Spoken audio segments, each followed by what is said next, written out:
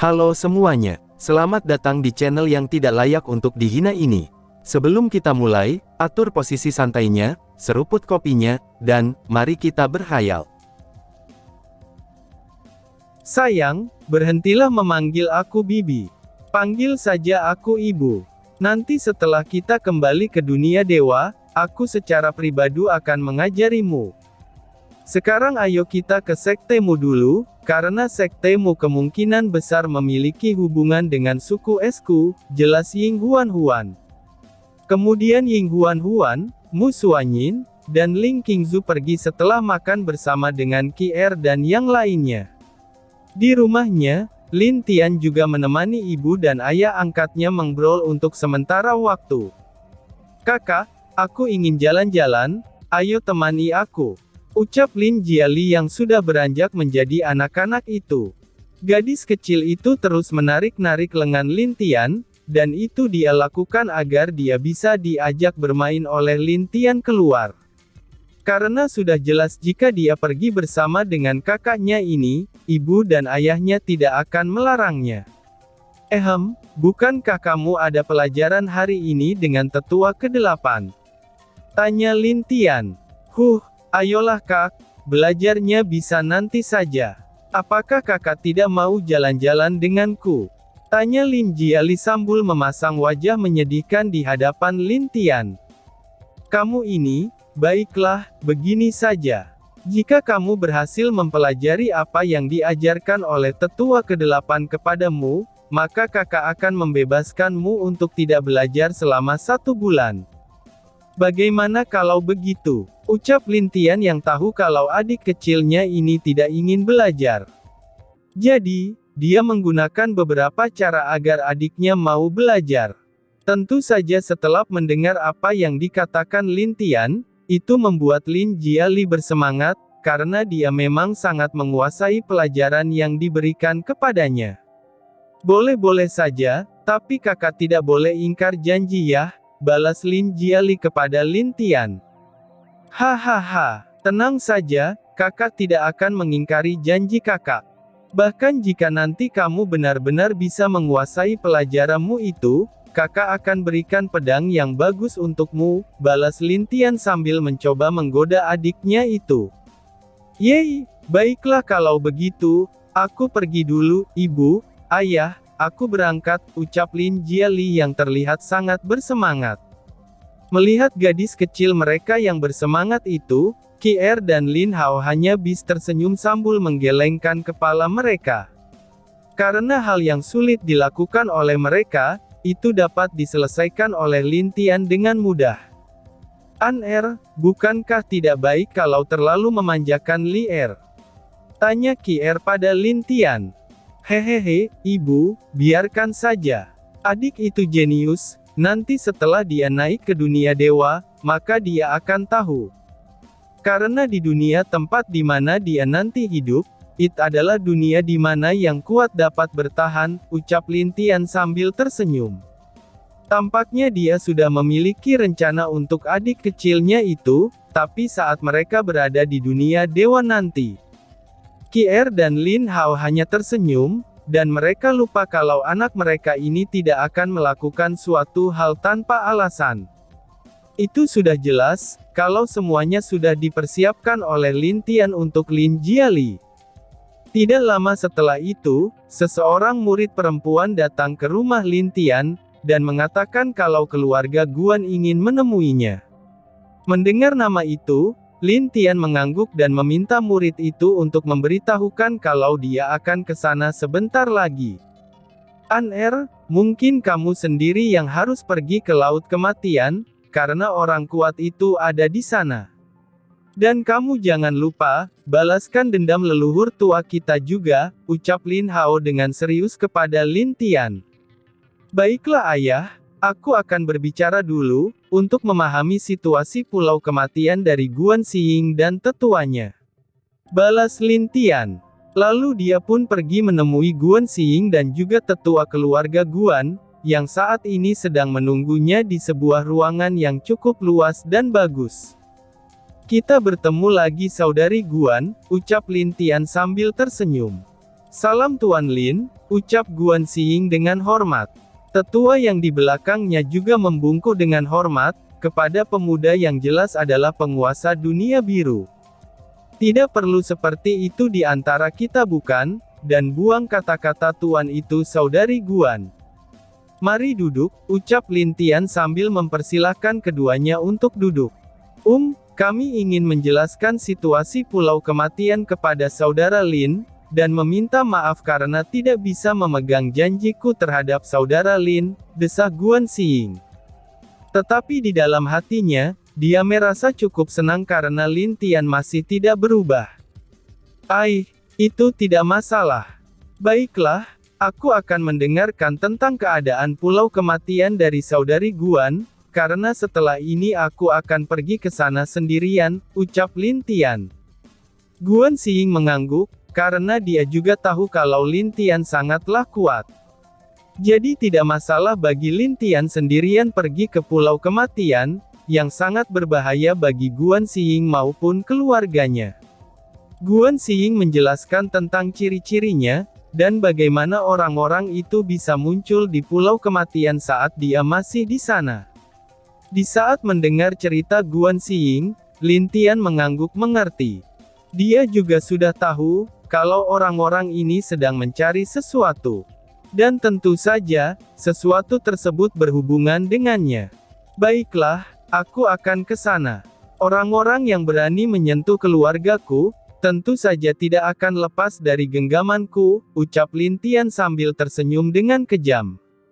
Dia memang berencana untuk pergi ke sana, karena dia merasa mungkin dengan menuju ke Pulau Kematian, maka dia kemungkinan besar dapat bertemu dengan orang misterius itu.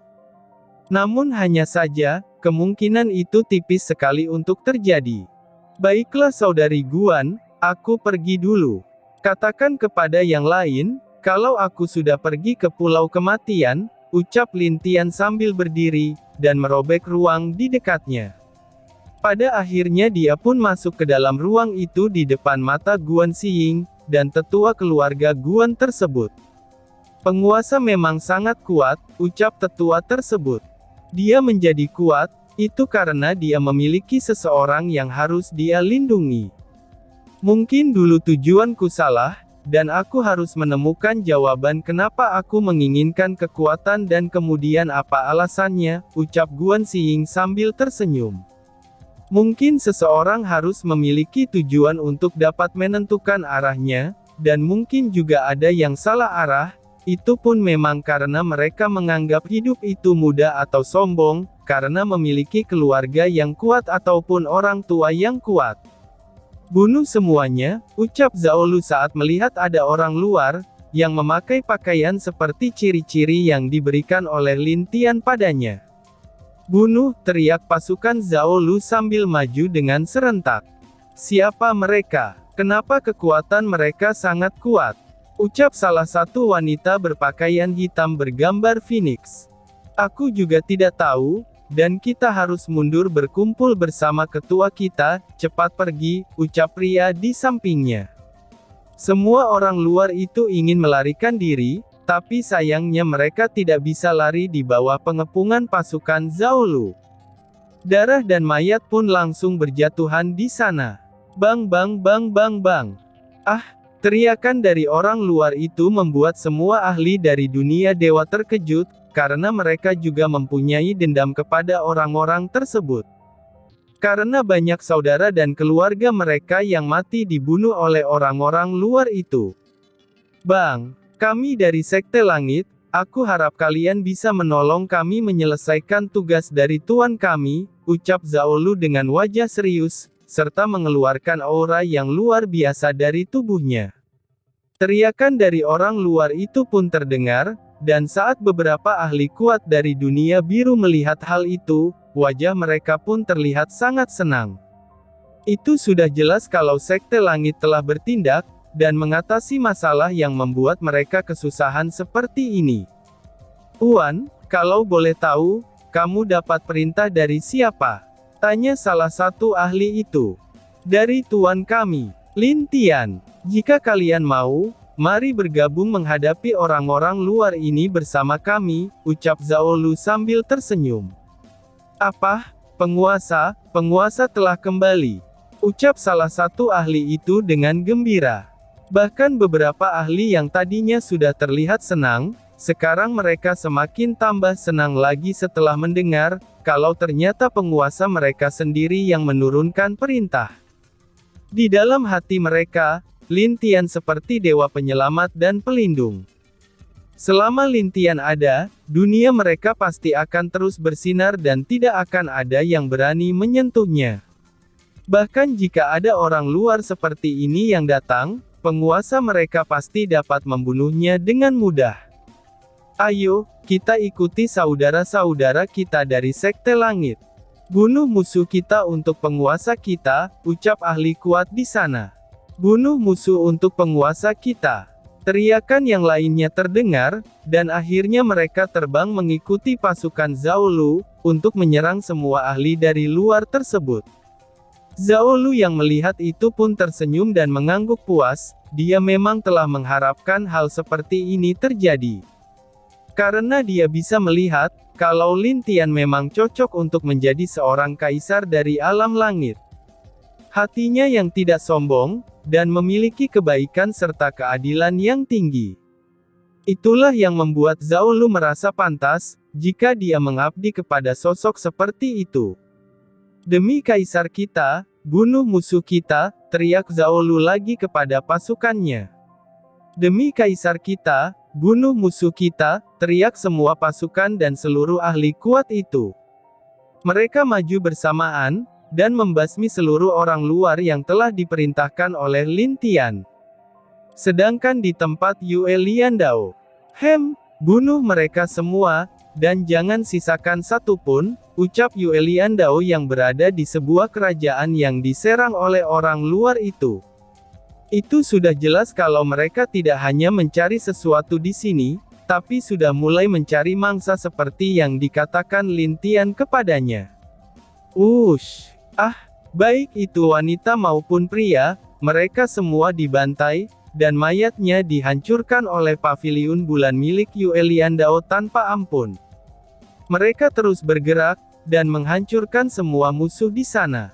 Setelah itu tanpa sepatah kata pun Yue Liandao dan pasukannya menghilang, kemudian mencari musuh yang tersisa di daerah yang diperintahkan oleh Lin Tian padanya. Di seluruh benua, pembantaian terus berlangsung. Sekte Langit telah bergerak, serta pasukan dari kekuatan super pun mulai ikut membantu membasmi orang-orang luar tersebut. Ini, apakah penguasa dunia itu telah kembali? Tetapi kenapa? Padahal, aku merasa kalau dia tidak ada sebelumnya di dunia itu, ucap orang yang tertutup jubah hitam tersebut. Terlihat jelas dia sedikit marah dengan apa yang terjadi di dunia biru, karena banyak pasukan yang dia kirim ke dunia biru sudah mati, dan bahkan semakin banyak yang mati. Bajingan! Bang! Dia memukul tempat dia duduk dengan tinjunya, dan itu membekas oleh pukulan tangannya. Terlihat dengan jelas, kalau tempat yang dia duduki tersebut cukup spesial. Karena jika tidak, mana mungkin tempat itu bisa bertahan dan menahan pukulan orang itu. Baiklah, karena makamnya sudah ketemu dan penguasa itu menggangguku, maka aku tidak akan segan-segan untuk membunuhnya, ucap orang tersebut. Lalu dia terdiam dan tiba-tiba saja mengingat sesuatu yang terjadi kemarin. Dia segera berdiri dan tersenyum, ketika melihat ke atas langit-langit yang gelap itu. Aku penasaran dengan pria itu. Jika memang dia penguasanya, maka mungkin dia seorang yang jenius. Jika orang seperti itu tidak bisa dikuasai, lebih baik aku bunuh saja, ucap orang itu sambil tertawa. Dia mengingat di mana Lin Tian telah menghancurkan, dan mencoba mencari ingatan dari kelabang milikinya. Tetapi hal itu berhasil digagalkan olehnya. Meskipun begitu, karena kelabang itu sedikit terhubung dengannya, dan tentu saja ada efek kepada tubuhnya. Sepertinya dia memiliki rencana untuk menjadikan Lin Tian sebagai bonekanya juga. Tapi jika itu tidak berhasil, maka dia hanya akan membunuhnya. Aku harap kamu tidak mengganggu, anak muda, ucap orang tersebut dengan senyum kejamnya. Bagaimana? Tanya si wanita yang bertarung dengan leluhur, dan wanita itu tampaknya sedang berusaha untuk menerobos ke makam Kaisar Langit. Tidak bisa. Formasi ini aneh sekali. Setiap kali kami menyerangnya, maka formasi ini semakin kuat, ucap bawahan wanita itu. Mendengar hal tersebut, si wanita mengerutkan keningnya. Dia juga tidak pernah membayangkan, kalau formasi di sisi makam ini sangatlah kuat. Cepat coba lagi. Aku masih harus menikmati waktuku dengan beberapa pria di sini, ucap si wanita sambil menjilat bibirnya, dan memandang ke arah beberapa ahli kuat yang dia tangkap di sekitaran Laut Kematian. Lalu di bagian lain, itu terdapat banyak mayat kering yang telah mengering.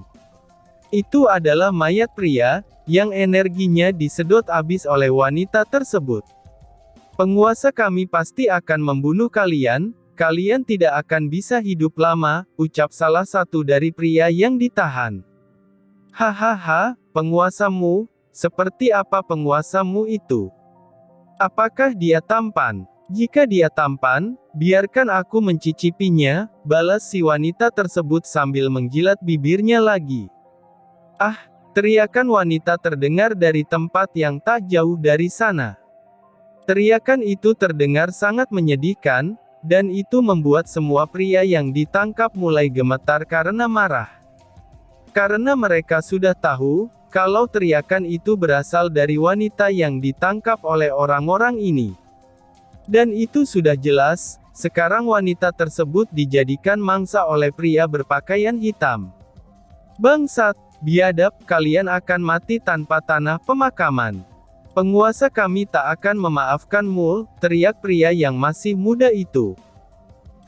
Kalian terus mengatakan penguasa-penguasa saja dari tadi, tapi orangnya tidak pernah datang. Lihatlah, sudah berapa orang yang aku cicipi, tapi itu tidak pernah membuatku puas, ucap wanita itu sambil mendekat, dan menyentuh dagu pria muda itu.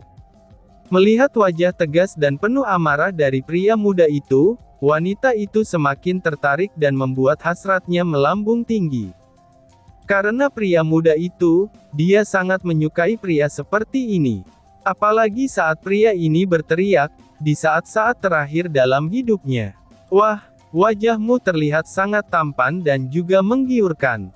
Bagaimana jika kali ini, kamu saja yang menemaniku? Tenang saja, kamu akan menikmati saat-saat terakhirmu dengan baik, dan aku ingin mendengar bagaimana teriakanmu saat itu, ucap wanita itu. Dan tiba-tiba saja bersambung. Sekian dan terima kasih banyak.